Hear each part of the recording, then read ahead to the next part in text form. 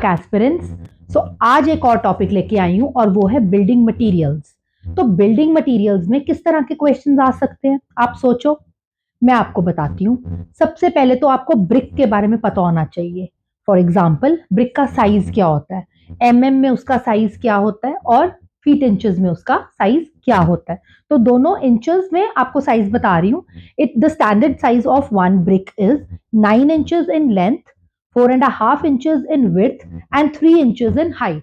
और अगर इसी ब्रिक के साइज को हम एमएम में लेके चलें तो आपकी लेंथ हो जाएगी 230 एमएम, आपकी विड्थ होगी ब्रिक की 115 mm और height of the brick will be 75 mm।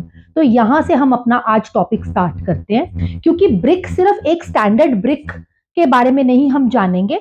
Brick के अंदर एक डिप्रेशन होती है जहां आपकी कंपनी का नेम लिखा होता है। तो उस डिप्रेशन को बेसिकली क्या बोलते हैं, तो लिख लीजिए अपने पास, उस डिप्रेशन को बोलते हैं फ्रॉग, FROG, फ्रॉग। और ये फ्रॉग का काम क्या होता है, आपका बॉन्ड को स्ट्रॉन्ग करना। जब ईंट के ऊपर ईंट मसाला भर के रखी जाती है तो ये जो डिप्रेशन है ये पकड़ मजबूत करता है आपके ब्रिक्स के बॉन्ड की। एंड सेकेंडली जो दूसरा इसका यूज है फ्रॉग का, वो ये है कि कंपनी का नेम इजीली इसके ऊपर प्रिंट हो जाता है। अब हम बात करेंगे टाइप्स ऑफ ब्रिक्स की। टाइप्स ऑफ ब्रिक्स का मतलब आपकी क्वीन क्लोजर क्या होता है या किंग क्लोजर क्या होता है। तो सपोजिटली अब this is a cuboid basically. अब मैं इसी तरह इसी का एग्जांपल लेके आपको समझा सकती हूँ। तो अगर ये एक क्यूबॉइड है, आप इसको ब्रिक मान के चले, बेसिकली ये मान लीजिए ये 9 इंचेस है, ये 4.5 इंचेस है एंड हाइट इसकी 3 इंचेस है। तो अगर मैं इस ब्रिक की बात करूं तो मैं लेंथ वाइज इसको आधा काट दूं, आधा आधा हिस्सा कर दूं इसका, तो आप देखिए कि लेंथ तो रहेगी 9 इंचेस। अब ये जो विड्थ 4.5 इंचेस थी ये 2.25 इंचेस ही रह जाएगी और हाइट सेम रहेगी। तो उस पोर्शन ऑफ ब्रिक को बोलते हैं क्वीन क्लोजर। इसी तरह से अगर मैं इस तरह से काट दूं ब्रिक को तो स्क्वायर बन जाएगा, बिकॉज ये 9 है, 9 का हाफ 4.5 होता है। तो 4.5 बाय 4.5 बाय 3, तो ये स्क्वायरिश सा क्यूबॉइड बन जाएगा और इसको बोलते हैं बैट, हाफ बैट। आधे में से कटी तो हाफ बैट। तो इसी तरह से कुछ और टर्म्स हैं, उसकी मैंने डिटेल्ड वीडियो बनाई हुई है आपके हमारे YouTube चैनल के ऊपर, आप उसे फॉलो कर सकते हैं। और अदरवाइज अगर आप वहां पर तक नहीं जाकर लॉन्ग वीडियो देखना चाहते, शॉर्ट क्लिप्स में ही सीखना चाहते हैं, तो आप अपने पास डिटेल उसके छोटी छोटी वोकैबुलरी नोट कर लीजिए और आप उसके ऊपर बुक में से सर्च कर सकते हैं। आपका क्वीन क्लोजर, आपका हाफ बैट, आपका किंग क्लोजर, तो एक अनदर टर्म आ जाती है किंग क्लोजर। देन आ जाता है आपका 3/4 बैट। ठीक है, ये सारी चीजों की आप साइजेस नोट कर सकते हैं, क्योंकि आपको फिगर बना के पूछा जा सकता है कि इस पोर्शन को क्या कहते हैं। सिमिलरली अगर ये आपकी ब्रिक है तो ये जो लंबी वाली साइड होती है ना, जो लंबी वाली साइड है, चाहे वो इस तरफ से है या वो इस तरफ से है ब्रिक की, इसको बोलते हैं स्ट्रेचर। स्ट्रेचर, स्ट्रेच से स्ट्रेचर। सिमिलरली ये जो 4.5 इंची वाली साइड है, 115 mm वाली जो साइड है आपकी, ये या इस तरफ से, इसको बोलते हैं हेडर। हेड से HEADER, हेडर। ठीक है, और हाइट ऑफ द ब्रिक को तो हाइट ऑफ द ब्रिक ही बोलते हैं, दैट इज 3 इंचेस या 75 mm।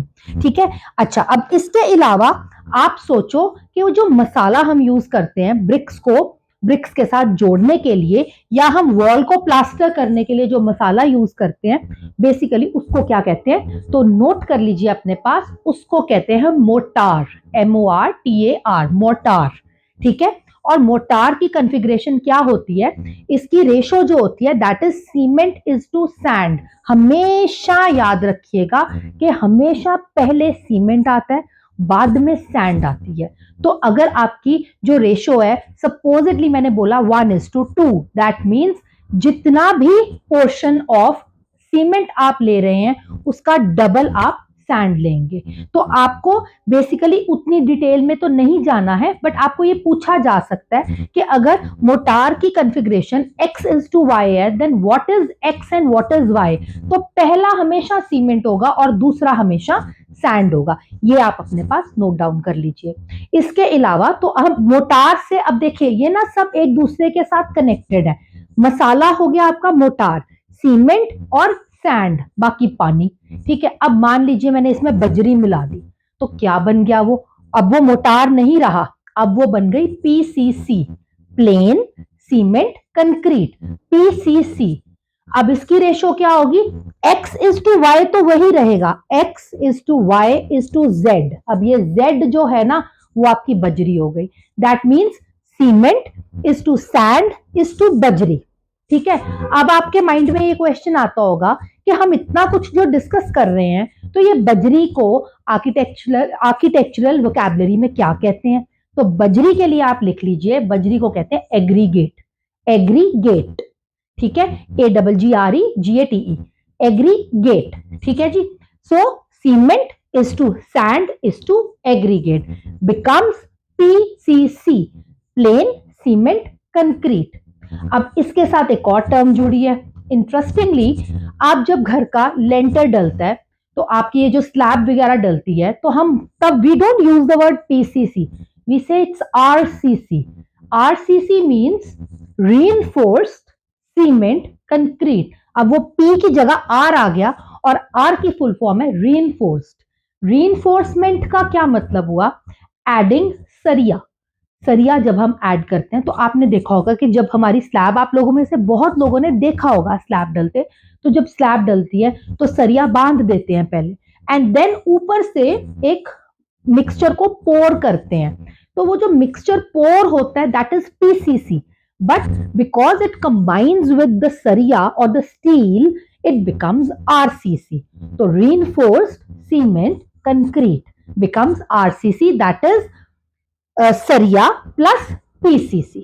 तो यहां पे आपको ये पता लगा कि ब्रिक से शुरू करते हुए हमने सेकंड टर्म पढ़ी मोटार, मोटार के बाद हमने पढ़ा आपका PCC, PCC के बाद हमने पढ़ा RCC।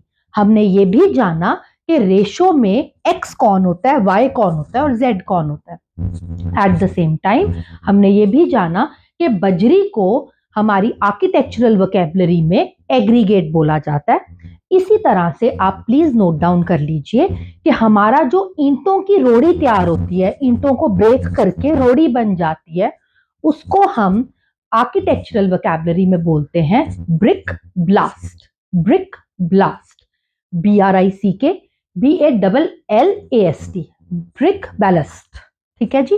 नेक्स्ट आ जाता है, इसी तरह से स्टोन ब्लास्ट भी होता है, जो आपका सड़कें बनाने के टाइम पे एक लेयर बिछाई जाती है स्टोन की रोड़ी की, तो उसको बोलते हैं स्टोन ब्लास्ट। ठीक है जी। जो जब आप वॉल बनाते हैं, वॉल बनाने के टाइम पे आप नीचे एक मार्बल की पट्टी लगाते हैं या टाइल की पट्टी लगाते हैं। I can show that to you. इधर देखिए, ये आपकी वॉल आ रही थी, ये वॉल आते आते जो लास्ट का पोर्शन है वो आपका ग्रेनाइट यहाँ पे लगा हुआ है। इसको क्या बोलते हैं, इसको बोलते हैं स्कर्टिंग। इसको बोलते हैं स्कर्टिंग, स्कर्टिंग कहा जाता है इसको। तो स्कर्टिंग बहुत तरीकों से लगती है, बहुत सारे मटेरियल्स में लगती है। तो अभी यहाँ पे ग्रेनाइट की आपको मैंने शो किया, मार्बल में भी लग जाती है, एट द सेम टाइम आपकी टाइल वाइल में भी लग जाती है।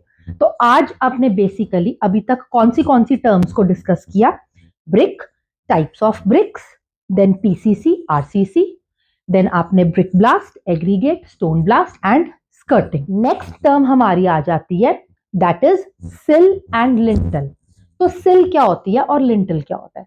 तो अगर हम इस विंडो को ऑब्जर्व करें तो विंडो ग्राउंड लेवल से यहां से शुरू हो रही है, यहां से शुरू हो रही है विंडो। तो ये हाइट क्या हुई, बेसिकली इस हाइट को आप बोलोगे सिल, इस हाइट को आप बोलोगे सिल ऑफ द विंडो। ठीक है। एट द सेम टाइम जब हम विंडो की टॉप की बात करते हैं तो ये टॉप पे ना एक छोटा सा बीम डल जाता है। अभी आप लोगों को उसकी बहुत ज्यादा डिटेल पढ़ने की नहीं जरूरत, आप सिर्फ ये समझिए कि ये ब्रिक वर्क हो रहा था। अगर यहां पे ऊपर छोटा सा बीम नहीं डलता तो यहां किया हुआ ब्रिक वर्क नीचे गिर सकता था। वो अटैच कैसे होता, किस चीज की सपोर्ट के ऊपर ये खाली पोर्शन वाली ब्रिक्स कैसे स्टैंड करती।